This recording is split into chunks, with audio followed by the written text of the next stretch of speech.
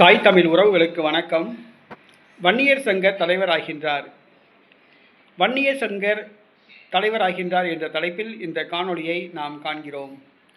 வட மாவட்டத்தில் வன்னியர்கள் கணிசமாக வசித்து வருகிறார்கள். தங்களுடைய கோரிக்கையை வலியுறுத்தி 1986ஆம் ஆண்டு அவர்கள் மரங்களை வெட்டி போட்டு போராட்டம் நடத்தினார்கள். தமிழகம் முழுவதும் வன்னியர் சமூகத்தினர் பிரபலமானார்கள்.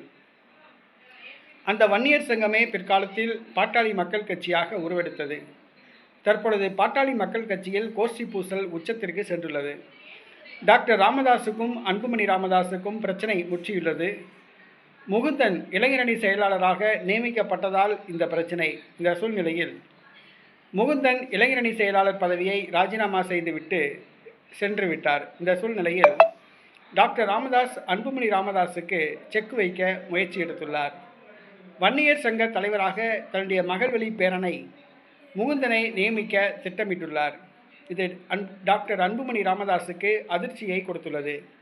ஏனென்று சொன்னால் வன்னியர் சங்கம்தான் பாட்டாளி மக்கள் கட்சியின் தாய் அமைப்பு.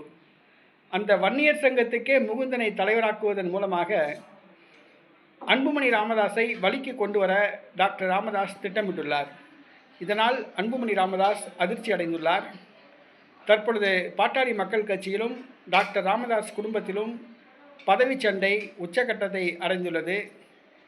இதனால் தொண்டர்கள் மிகுந்த அதிர்ச்சி அடைந்துள்ளனர். வன்னியர் சங்க தலைவராக முகுந்தன் நியமிக்கப்பட்டால் வன்னியர்கள் ஏற்றுக்கொள்வார்களா என்பது கேள்விக்குறிதான். ஏனென்று சொன்னால் டாக்டர் ராமதாஸுக்கு பிறகு அன்புமணி ராமதாஸ் அவர்களையே வன்னியர்கள் தலைவராக ஏற்றுக்கொண்டுள்ளார்கள். புதிதாக முகுந்தன் நியமிக்கப்பட்டால் அவரை ஏற்றுக்கொள்வார்களா என்பது கஷ்டம்தான். ஆனால் முகுந்தனை வன்னியர் சங்க தலைவராக நியமிக்க டாக்டர் ராமதாஸ் முயற்சி எடுத்துள்ளார். இது அன்புமணி ராமதாஸுக்கு மிகப்பெரிய ஒரு அதிர்ச்சியை கொடுத்துள்ளது.